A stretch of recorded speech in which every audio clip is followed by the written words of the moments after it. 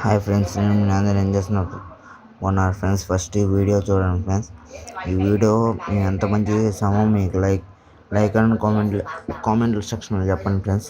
అలాగే మన వీడియోని కొత్తగా వచ్చినట్టే లైక్ అండ్ సబ్స్క్రైబ్ చేసుకోండి ఫ్రెండ్స్. కొత్తగా వచ్చినట్టుంటే అదే లైక్ కూడా చేసుకోండి ఫ్రెండ్స్. ఈ వీడియో మా కూతురు పక్కన ఉంటే చేసాం ఫ్రెండ్స్. ఇంకా మనం ఎలా చేసామో లైక్ అండ్ కామెంట్లో చెప్పండి ఫ్రెండ్స్.